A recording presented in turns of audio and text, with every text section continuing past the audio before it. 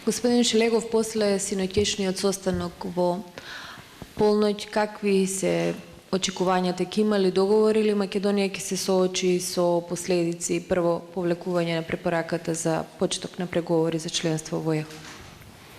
Договорот е вон сила од моментот кога го прекрши ВМРО-ДПМН со некомплетирањето на специјалниот јавен обвинител.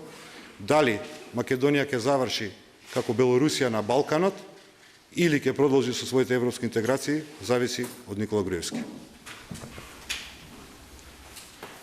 Господин Шелегов, каков е вашиот став, што ќе преземе СДСМ во како идни чекори? Ние веќе кажавме, договорот е вон сила, сите опции се отворени, што би значило дека сите средства што ни стојат на располагање ќе бидат употребени. Часовникот за Никола Груевски отчукува.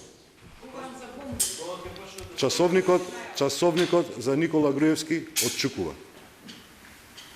Ова значи дека ќе има нови бомби, нови материјали за криминал и корупција или слично? Сите опции кои што ни стојат на располагање ќе бидат употребени. Веќе трет пат повторувам, часовникот за Никола Груевски отчукува. Денешните докази кои што ги презентираме, се доказ за огромен криминал кој што ВМРО-ДПМН начело со Никола Груевски го сторила во Република Македонија. Што подразбирате конкретно во тоа сите опции се отворени? Сите опции се отворени. Значи, дали и како ќе продолжи Социјалдемократскиот сојуз на Македонија со понатамошниот негов ангажман, навремено ќе бидете отворени. Она што е факт е дека сите опции се отворени и дека на Никола Груевски времето му одминува и часовникот му отчукува. А дали амбасадорите се против објавувањето на бомбите или слично?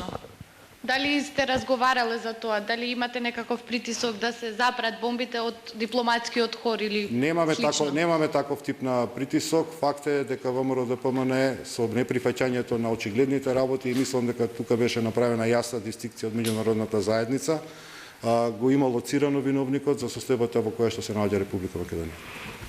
Пак ќе се вратиме на бомбите. Зошто толку се тактизира? Ако порано вашиот одговор беше дека сакате да му дадете шанса на диалогот, веќе сите рокови се пробија, договор нема.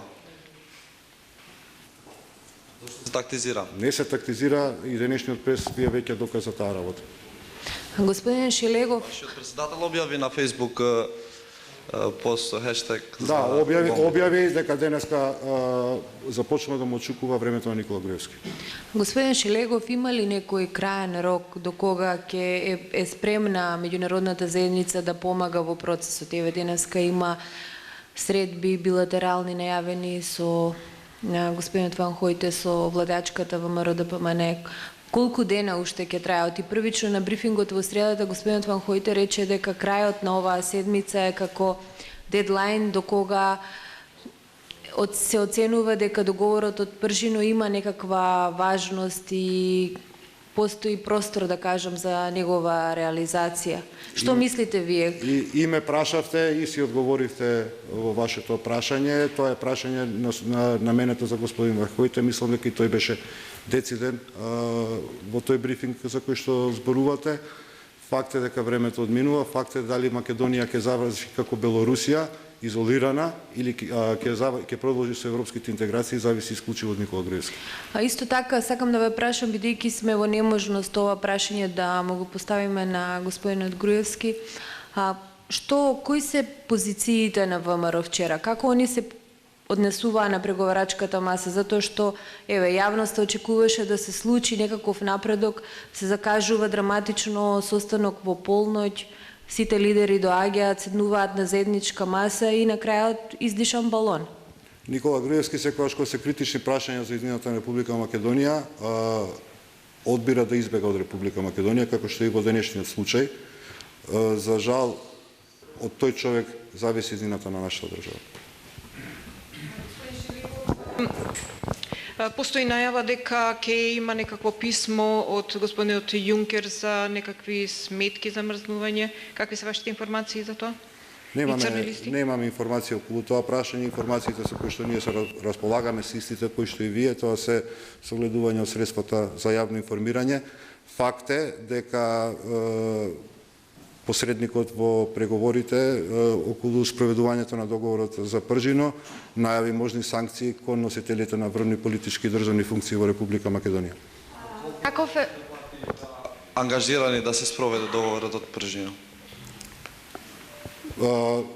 Постоеше посветеност и мислам дека и тоа беше кажано на дел од брифингот. Не би јас шпекулирал дека имаме 3 кооперативни, од кои што е една зрела политичка партија и една која што по целост не соработува.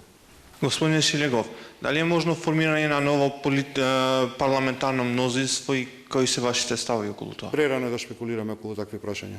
За нас е битно, за нас е значајно Република Македонија ги продолжи своите европски интеграции. Господин Шилегов, каков е ставот на СДСМ за одложување на изборите? Дали сте размислили на тој начин и што по тоа?